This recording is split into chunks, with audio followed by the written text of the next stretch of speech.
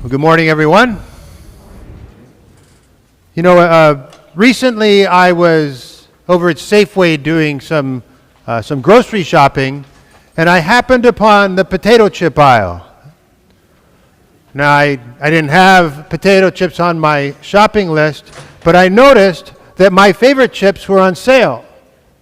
Buy one, get one free. Right? Now, you just cannot pass up a deal like that. And so even though when I arrived at the store I didn't want or need chips, when I left the store I had not one but 2 bags of delicious barbecue chips. I mean, a 2-for-1 deal is a really good deal. Right? And that's what we have today, a 2-for-1 deal. Because today, of course, is Father's Day, when we honor our fathers and father figures. But today is also the feast of Corpus Christi, the most holy body and blood of Christ, when we honor the real presence of Christ in the Holy Eucharist. It's 2 great celebrations on one day, a real 2-for-1 deal. And really, I think these 2 celebrations are similar in some ways, because I think for most of us, our relationship with our Father has a significant influence in our lives. And for us Catholics, our relationship with the Holy Eucharist can and should have a significant influence in our lives. Now for me, Father's Day is kind of bittersweet, because when I was 29 years old, my dad went home to the Lord. But 29 years ago, I became a father. And so I have as much experience now as a father on this day as I had as a son while my father was still with us. And this past week, as I've been reflecting on my relationship with my dad, my relationship with my sons, I found myself thinking about Father's Day 1989. It was the last Father's Day that I spent with my dad. It was actually less than a week before he passed away. And it was obvious at that time that his death was imminent. And I had a good relationship with my dad. But I realized at that time that I could not remember the last time that I had told my dad that I love him. And I couldn't remember the last time that my dad had told me that he loved me. Men just did not do that in our family. And I was troubled with the thought that Dad might go to his grave without me telling him that I love him. And so in his Father's Day card, I inserted a letter to tell him that I love him, to express my feelings for him, my appreciation for him. And as Dad read that letter, he began to cry. And I freaked out. I mean, I've never seen my dad cry before. And I began to cry. And we hugged it out, and we told each other that we love each other. And it was one of the most powerful experiences of my life. I was emotionally overwhelmed, and I felt terrible that I had made my dad cry.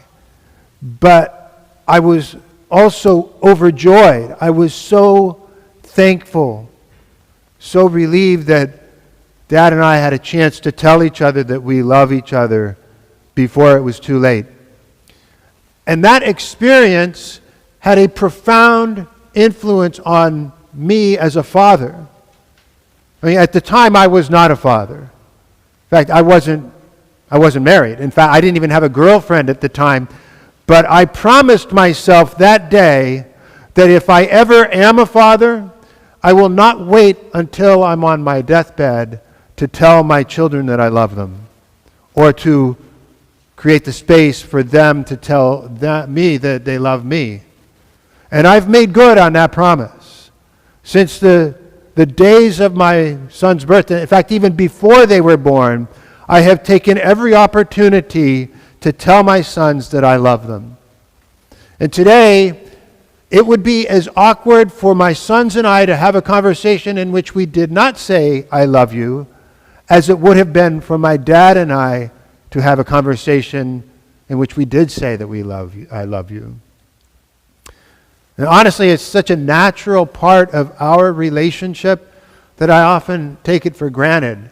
And I often don't appreciate the influence that Dad had in that relationship.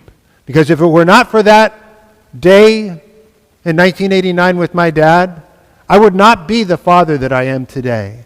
And so, yeah, I do. Sometimes I don't appreciate that influence that Dad had on my role as a father. Now, the other part of our 2-for-1 deal today is also often underappreciated. Today, on Corpus Christi, we celebrate, we honor the true presence of Christ in the Holy Eucharist.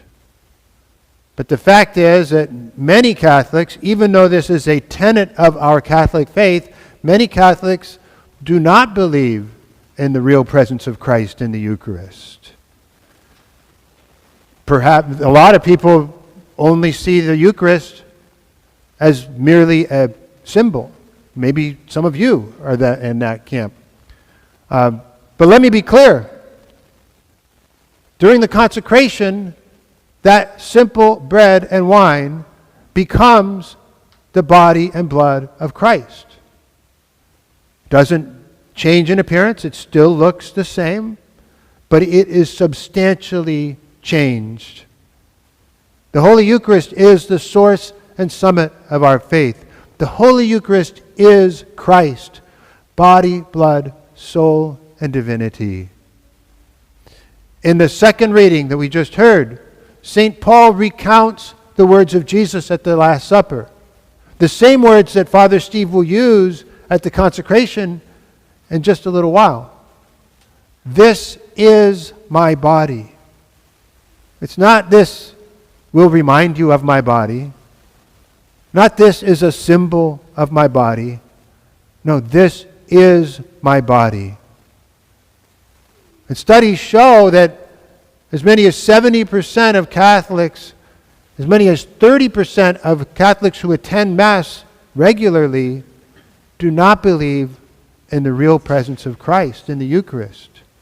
And if that's where you are in your faith journey right now, I am not judging, I'm not casting stones. You are most welcome here. But just as I so desperately needed a revival of my love for my dad 33 years ago, so too the church today is in desperate need of a Eucharistic revival. And today, the church in the United States kicks off a 3-year national Eucharistic revival. Jesus desires to heal, to renew, to unify the church and the world. And he invites us to unite once again around the source and summit of our faith, the true presence of Christ in the Eucharist. And when we do that, we cannot help but respond. Respond by more effectively proclaiming the good news of Christ in word and in deed in this world that so desperately needs Him. And so this week, for your homework, it's a 2-for-1 deal. Now, I saw some people doing the math and figuring out how old I am. That's not the homework. That's just extra credit, right? But this week for your homework, first, if your dad is still around, tell him that you love him. Or if you are a father, tell your children that you love them. The second part of the homework is about the Holy Eucharist, of course. Spend some time this week reflecting, praying about the Holy Eucharist. How firmly do you believe in the true presence of Christ, body, blood, soul, and divinity in the Holy Eucharist? Yesterday after Mass, somebody told me when he thinks about this, he's reminded of, in the Gospel of Mark, There's the father of a man possessed by demons says to Jesus, "I do believe, Lord. Help my unbelief."